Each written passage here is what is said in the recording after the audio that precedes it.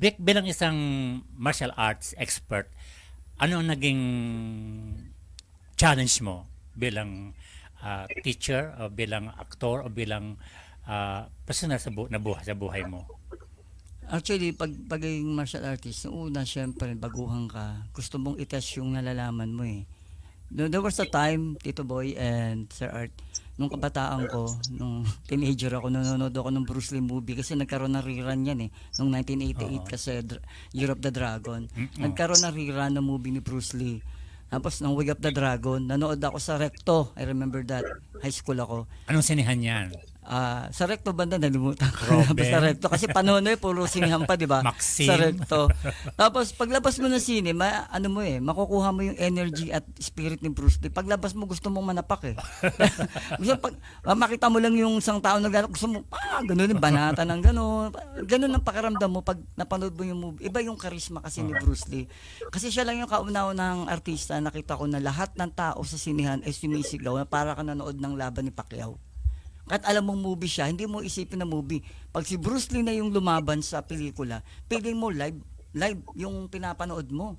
Sisigaw ka talaga, hintayin mo siyang lumaban.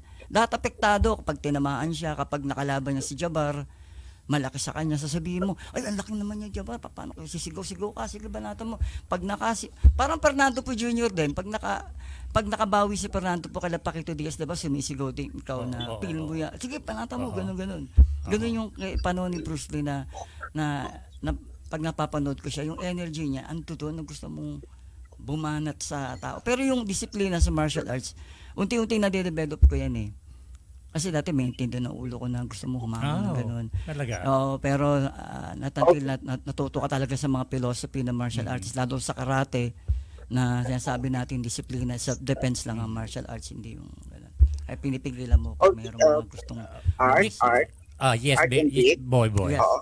Kasi gusto kong samantalahin yung pagkakataon dahil nga si Bruce Lee ang namayapang action superstar mula sa Hong Kong at naging Hollywood actor din, ay paano ito pumasok sa iyong consciousness? Paano ka nagkaroon ng pagkakataon na si Bruce Lee ay i-welcome mo sa iyong career, sa iyong acting career, sa iyong action movies stint, no?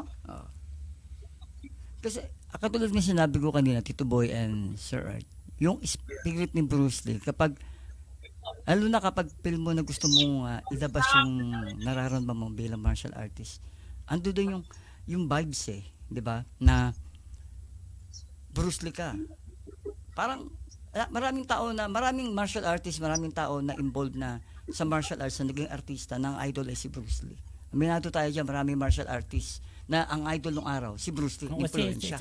Si Ramon Zamora, di ba? Ramon Zamora. For Siya one. pa si Ramon Zamora, naging kaibigan ko before he died. Mhm. Tapos pag feeling mo na gusto mo siyang gusto mong maging Bruce Lee, pasok siya sa kasi gusto kong makilala din yung talent ko bilang isang actor at martial artist at sa action kasi hilig ko ang action eh.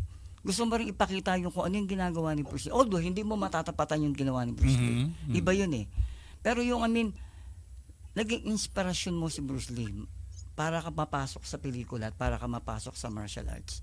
Nandoon sa akin. Nandoon yung spirit na gusto mo bumana, umaksyon, di ba? Gusto mo ipakita na yung bilis mo, yung galing mo.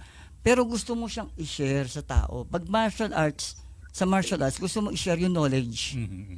Gusto mong i-share yung nalalaman mo sa self-defense. Pero pag sa entertainment, gusto mong i-share naman yung mga yung talent na para ma-entertain yung tao pagdating sa action at sa acting mo. Yun ang ko, Tito Boy.